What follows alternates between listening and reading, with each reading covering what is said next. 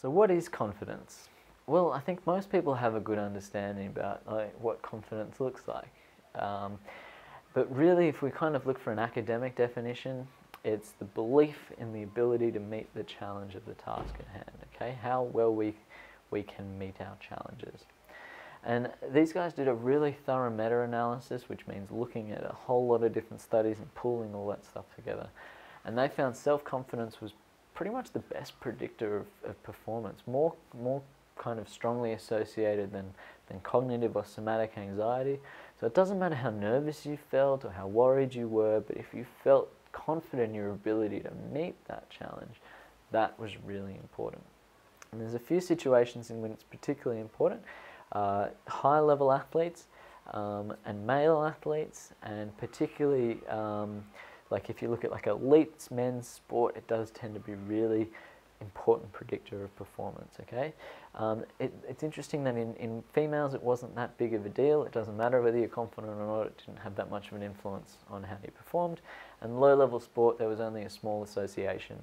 It's much stronger when you're looking at people like Michael Phelps again, okay? So his level of confidence does tend to be really associated with his performance. There's always an interesting question with confidence is which direction does that relationship go, okay? I have a funny feeling that if I was standing there having earned 8 gold medals at an Olympics, I'd be feeling pretty confident about myself too. And so it does seem that confidence influences people's performance, as we discussed, but naturally high performance influences people's confidence. The real question that we'll try to discuss today is, can we lift someone's confidence, and will lifting their confidence improve their performance? And the research on that isn't as clear-cut. So those same authors also showed that some people performed better when they created some self-doubt.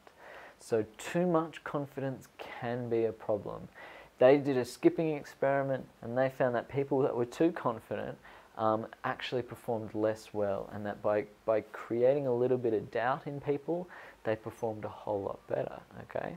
And there's been similar studies done in golf where they found a conservative strategy that was confidently executed led to the best performance. So if you were trying to fade a ball around some trees and that wasn't necessarily the best way to approach it, okay? Sometimes it's better to have a conservative strategy just to chip it out, make a safe shot, and then make another safe shot, but do those both very confidently led to the best long-term performance. Sure, some people will pull off the blindingly difficult shot, okay? But a lot of the time that doesn't necessarily lead to the best performance.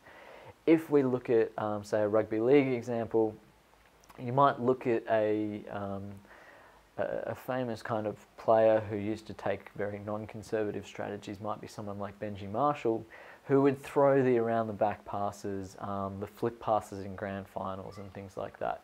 Now, that got a lot of attention and people could have entertained the crowd, but it may not have been as effective in terms of his long-term performance than someone who plays more conservatively and executes it confidently. So if you compare Benji Marshall to Cameron Smith has a much more conservative strategy, which is make a lot of tackles, kick for space, you know, execute what the game plan really confidently and rigidly, okay?